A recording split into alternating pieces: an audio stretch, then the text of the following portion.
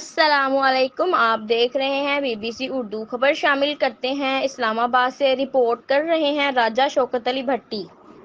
Deputy commissioner controller civil defence Islamabad کی ہدایت پر civil defence اسلام آباد نے اسلام آباد model school for boys FA3 میں طلباء کو سول ڈیفنس کی علمی تربیت برائے first aid, rescue, fire fighting اور کسی بھی ہنگامی صورتحال سے نپٹنے کے لیے دی، جس میں اسکول کے اساتذہ کرام، طلباء اور سول ڈیفنس کے رضاکاروں نے شاندار کارکردگی کا مظاہرہ کیا۔ مظاہرے کو جناب ایڈیشنل ڈپٹی کمشنر اسلام آباد عثمان اشرف صاحب اور جناب شہریار صاحب ADCG نے ملاحظہ کیا اور شرکاء کے جذبے کی بھرپور تعریف کی۔ مظاہرے کی نگرانی chief warden civil defence Islamabad Mehr Shahid Iqbal, deputy chief warden civil defence Intezar Ahmed Usmani, division warden Muhammad Farooq, division warden Aziz bin Shahid, deputy division warden Amir Qureshi, deputy division warden civil defence Rehmat Shah بخاری نے کی۔ مظاہرے میں ریسکیو 1122 اسلام آباد کے انچارج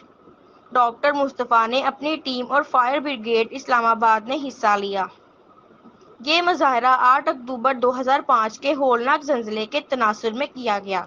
تاکہ آئندہ اس طرح کے بھاری جانی نقصان سے شہریوں کو بچایا جا سکے۔ مہمان خصوصی جناب ایڈیشنل ڈپٹی کمشنر اسلام آباد عثمان اشرف صاحب اور جناب شہریار صاحب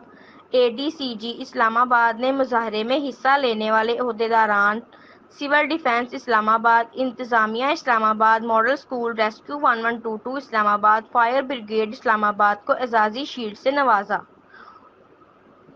اور تربیت حاصل کرنے والے طلباء اور رضاکاران سول ڈیفنس میں میڈل اور سرٹیفکیٹ تقسیم کیے اور اپنے خطاب میں اس بات پر زور دیا کہ جناب ڈپٹی کمشنر صاحب اسلام آباد کی ہدایت کے مطابق ایسے تربیتی کیمپ اسلام آباد کے دیگر علاقوں کے اسکولوں میں بھی شروع کیے جائیں تاکہ زیادہ سے زیادہ شہریوں کو تربیت سول ڈیفنس سے روشناس کرایا جا سکے، جس سے روزمرہ کے پیش آنے والے حادثات میں نمایاں کمی ہو سکے گی۔ آخر میں ملک پاکستان کے لیے دعائیں بھی کی گئی۔ مزید خبروں کے لیے ہمارے ساتھ رہیں اور دیکھتے رہیں BBC اردو۔